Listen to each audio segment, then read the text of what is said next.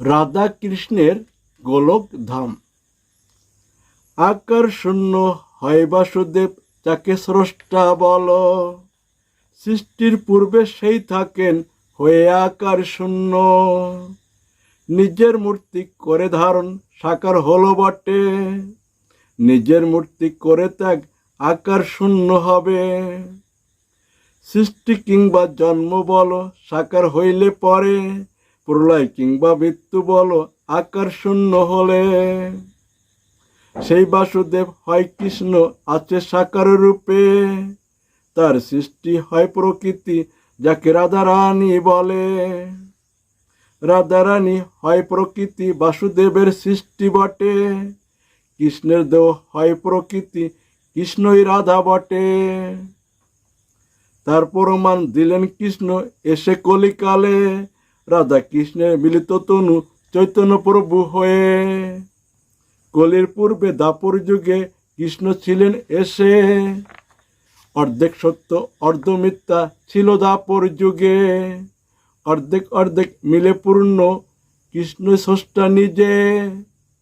জগৎ তাই কৃষ্ণের দেহ অর্জুন ছিল দেখে। শ্রীকৃষ্ণ তাই হয় এক হয়ে আছে অদ্বিতীয়।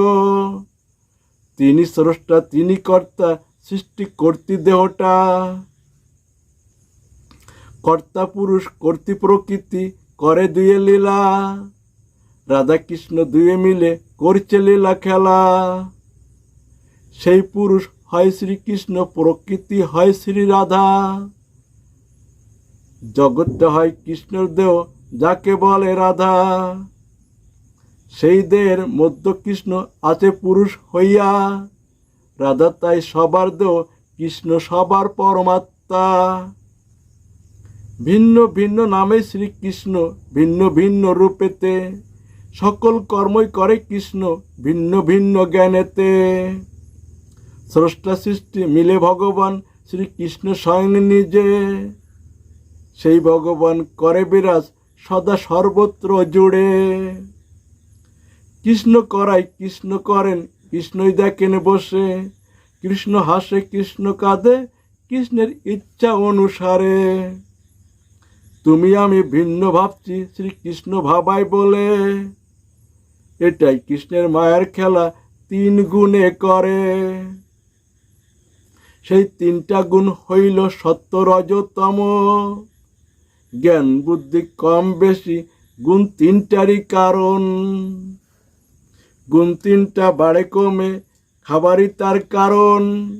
সেই খাদ্যের নিয়ম নীতি গীতা দিবে সকল। তিন গুণেতে বন্দি আছে স্বর্গ নরক ধরিত্রী। জন্ম মৃত্যুর কষ্ট করে প্রকৃতির গড়া দেহটি। গুণের অতীত হলো আত্মা, জন্ম মৃত্যু রহিত। দেহ ছেড়ে আত্মায় গেলে ঈশ্বর হইবে সকল। পরমেশ্বর হলো শ্রীকৃষ্ণ, শ্রী রাধা হয় ঈশ্বর। ঈশ্বর পরমেশ্বরের প্রেম বোঝেই শুধু ঈশ্বর। দেহের সঙ্গে দেহের প্রেম সকাম হয়ে থাকে। দেহের সঙ্গে দেহের প্রেম নিষ্কাম হয়ে থাকে। তাই পাপ পুণ্য ধর্ম অধর্ম কবু কর্মে নাহি ঘটে। বুদ্ধি কিংবা জ্ঞানে উহা সবাই পেয়ে থাকে। দেহি মানে হলো পরমাত্মা, তার সৃষ্টি দেহ। দেহ বোকা আত্মজ্ঞানী করে তারা লীলা। তোমরা ভক্ত কৃষ্ণ প্রভু, করছো তারই পূজা। দাস্যভাবে আছো যুক্ত কৃষ্ণের ভক্ত হইয়া। তোমার গড়া মূর্তির মাঝে কৃষ্ণ আছে বসে। মন্দিরে মন্দিরে ঘুরে তাই কৃষ্ণ খুঁজছ সবে। ভক্তের সঙ্গে দেখা হইলে নমস্কার করো সবে।